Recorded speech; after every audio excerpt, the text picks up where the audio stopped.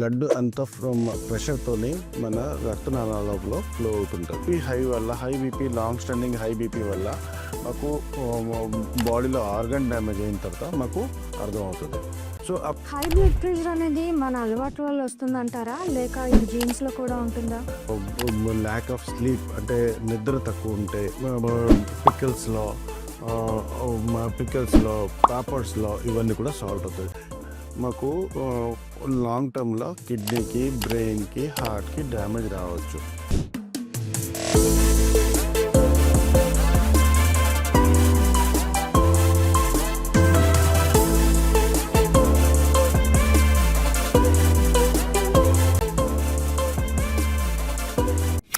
Hello, heart to స్వాగతం. మనం ఇక్కడ మీ ఆరోగ్యం, అలవాట్లు మరియు మీ గుండెకి సంబంధించిన విషయాల్ని మాట్లాడుకుంటాం. నిజానికి ప్రతి 2 రోజులకి వింటూనే ఉంటాం, ఎవరో అకస్మాత్తుగా కుప్పకూలిపోయారనో, ఎవరో యువకుడు గుండె సంబంధమైన వ్యాధితో బాధపడుతున్నారని. ఇక ఇది అరుదు కాదు, మనకి దగ్గర అవుతున్న ఒక వాస్తవం. అసలు ప్రశ్న ఏంటంటే, నిజంగా మనం డైలీ తీసుకునే చిన్న చిన్న అలవాట్లు మన గుండె ఆరోగ్యాన్ని కాపాడగలవా? అయితే మన సందేహాల్ని, మన సమాధానాల్ని చెప్పడానికి మనతో ఉన్నారు డాక్టర్ ఏ శరత్ కుమార్ పాత్ర గారు, consultant cardiologist with over 18 years of experience. మనలాంటి ఎంతో మంది పేషెంట్ని, ఓవర్ థౌజండ్స్ ఆఫ్ పేషెంట్ని హార్ట్ టెస్ట్ తగ్గించడంలో సహాయపడుతున్నారు. సో డాక్టర్ గారు, థ్యాంక్ యూ సో మచ్ ఈరోజు మాతో హార్ట్ లో ఉన్నందుకు. డాక్టర్ గారు, ముందుగా చెప్పండి, హై బ్లడ్ ప్రెషర్ అంటే ఏంటి? దీన్ని సైలెంట్ కిల్లర్ అని ఎందుకు అంటారు? వినడానికి భయంగా ఉన్నా చాలా మంది దీన్ని పట్టించుకోరు. హై బ్లడ్ ప్రెషర్ అంటే గడ్డు అంతా ఫ్రమ్ ప్రెషర్తోని మన రక్తనాళాలలో ఫ్లో అవుతుంటుంది. సో బ్లడ్ ప్రెషర్ అంత ప్రెషర్ వల్ల మాకు లాంగ్ టర్మ్లో కిడ్నీకి, బ్రెయిన్కి, హార్ట్కి డ్యామేజ్ రావచ్చు. బట్ మెయిన్ యాక్చువల్లీ ఏంటంటే, హై బ్లడ్ ప్రెషర్ ఉంటుంది కదా, మాకు అంత పేషెంట్కి, మనిషికి ఫీలింగ్ ఉండదు నాకు బ్లడ్ ప్రెషర్ హై ఉన్నదని. సో పేషెంట్ నడుస్తుంటాడు, ఆడుకుంటుంటాడు, నవ్వుతుంటాడు. బట్ ఆ లోపల కూడా బీపీ కూడా హై ఉంటుంది. అది మాకు క్యాజువల్ చెకింగ్లో తెలుస్తుంది. కానీ బీపీ వల్ల సిమ్టమ్స్ రానాటికి బీపీ వల్ల సిమ్టమ్స్ తక్కువే వస్తుంది. సో అందుకోసమే మేము ఎప్పుడు తెలుస్తుంది అంటే, ఆ బీపీ హై వల్ల, high BP, long standing high BP వల్ల మాకు బాడీలో ఆర్గన్ డ్యామేజ్ అయిన తర్వాత మాకు అర్థమవుతుంది. సో అప్పుడు బాగా లేట్ అయిపోతుంటుంది. సో అందుకోసమే మాకు ఎర్లీ చెకప్ చేస్తే మాకు ముందు నుంచి ఐడెంటిఫికేషన్ అవుతుంది. హై బ్లడ్ ప్రెషర్ అనేది మన అలవాటు వల్ల వస్తుందంటారా, లేక ఇది జీన్స్ లో కూడా ఉంటుందా? సో మా క్లినికల్ ఎక్స్పీరియన్స్లో మేము చూస్తుంటాం, జనాలు 30 సంవత్సరాల కన్నా కింద జనాలు కూడా బీపీ చెక్ చేస్తున్నప్పుడు హై కనబడుతుంటుంది. వాళ్ళకి జెనెటికల్లీ అంత ఫ్యాక్టర్ ఉండదు. సో జెనెటిక్ మాకు బ్లడ్ ప్రెషర్ రావడానికి కారణం over weight, number 1. Number 2, weight gain అవుతే బ్లడ్ ప్రెషర్ వస్తుంది. మా లైఫ్ స్టైల్ లో ప్రాబ్లం ఉంటే వస్తుంది. లేట్ నైట్ సోషల్ మీడియాలో ఉంటాం, ల్యాక్ ఆఫ్ స్లీప్ అంటే నిద్ర తక్కువ ఉంటే, మా జాబ్ స్ట్రెస్, మా ఫ్యామిలీ స్ట్రెస్ వల్ల బ్లడ్ ప్రెషర్ పెరుగుతుంటుంది. ఆహారం కోసం చెప్పండి డాక్టర్. ఈ రోజు మనం చూస్తుంటే సాల్ట్ మన ప్రతి వంటకాల్లో వాడుతుంటాం, అది నిజంగా ఎంత హానికరం? ఎస్. సో నార్మల్లీ ఏంటంటే, మన WHO అని ఉంటుంది, వరల్డ్ హెల్త్ ఆర్గనైజేషన్, అది రికమెండ్ చేస్తుంది రోజుకి 5 గ్రాములు కంటే తక్కువ ఉప్పు వాడాలి అని. మా ఇండియన్ కుకింగ్స్లో, నార్మల్ కుకింగ్స్లో మేము 10 గ్రామ్స్ కంటే ఎక్కువ కుకింగ్ ఉంటుంది. సో అందుకోసమే మా రోజు డే టు డే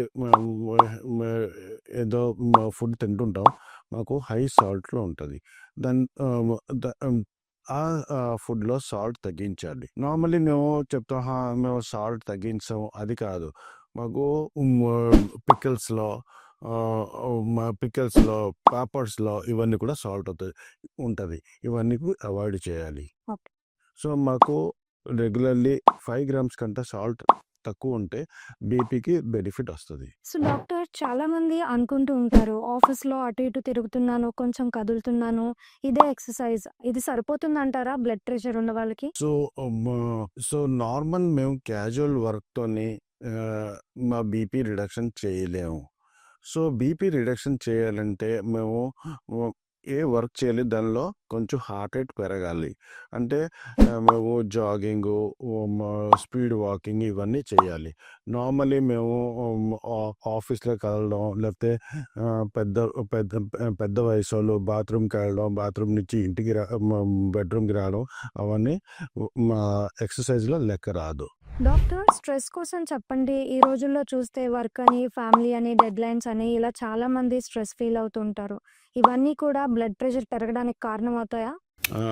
సో ఏంటంటే మాకు స్ట్రెస్ వల్ల మా బాడీలో అడ్రినలిన్ అని హార్మోన్ పెరుగుతుంటుంది. అడ్రినలిన్ హార్మోన్ పెరిగినప్పుడు అదే బ్లడ్ ప్రెషర్కి రైజ్ అవుతుంటుంది.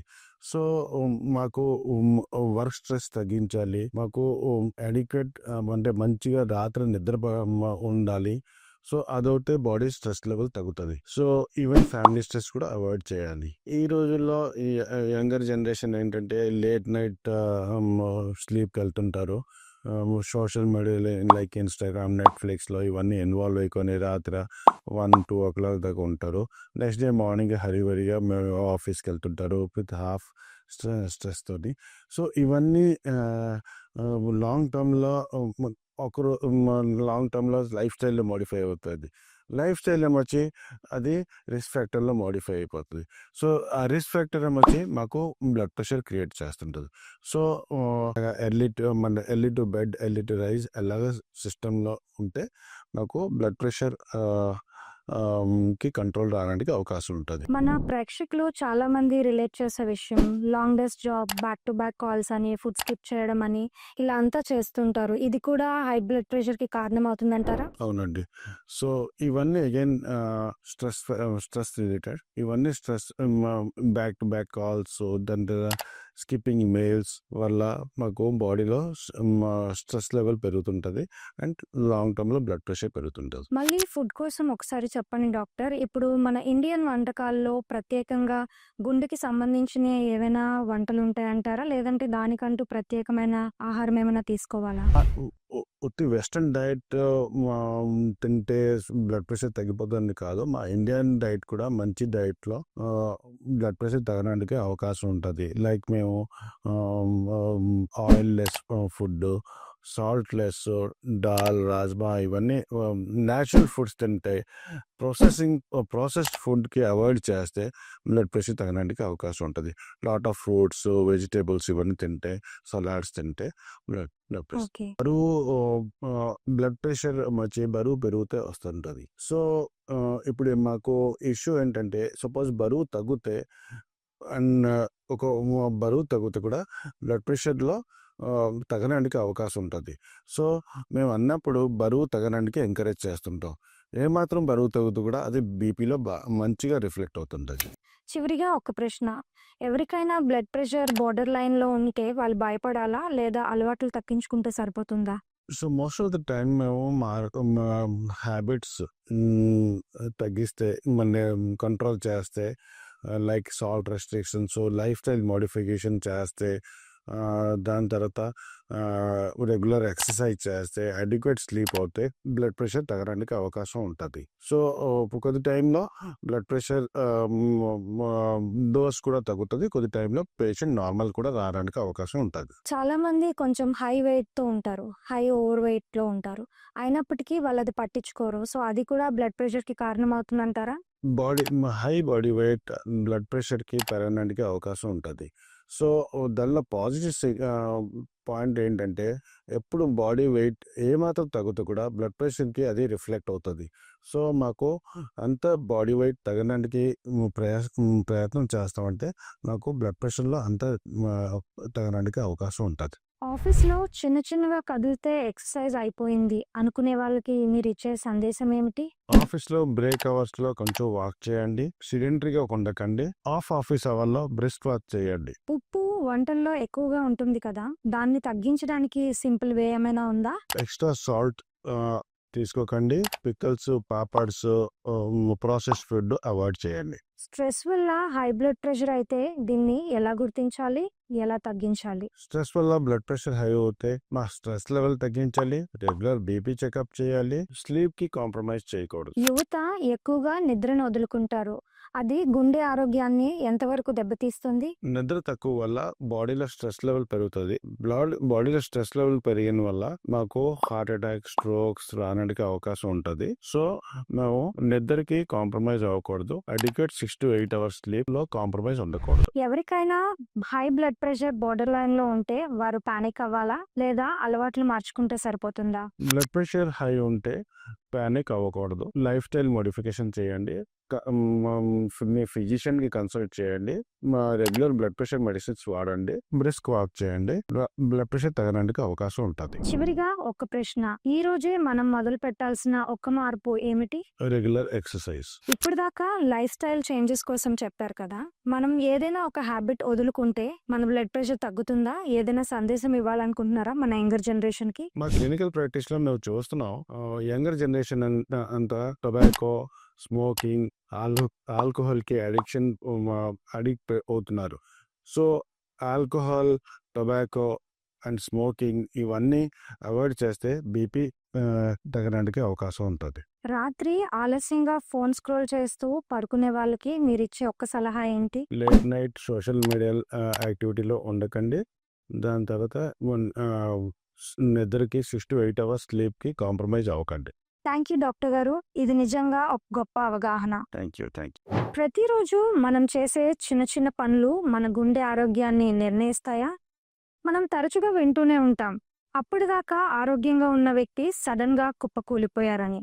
ఎలాంటి సింటమ్స్ లేవు, ఏ విధమైనటువంటి జబ్బు లేదు, అయినా ఒక్క నిమిషాల్లో ప్రాణాన్ని కోల్పోతూ ఉంటారు. నిజానికి వీటిని చాలా వరకు మనం నివారించవచ్చు.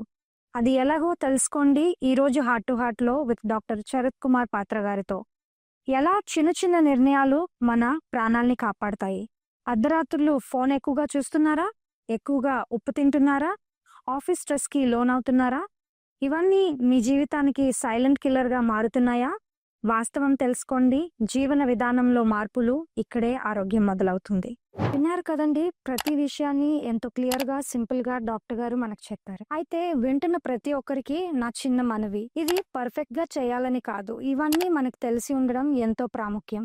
ఇలాంటి చిన్న చిన్న అలవాట్లు మన గుండె ఆరోగ్యానికి ఎంతో సహాయపడతాయి. మళ్ళీ హార్ట్ టు హార్ట్ ఎపిసోడ్ లో కలుసుకుందాం.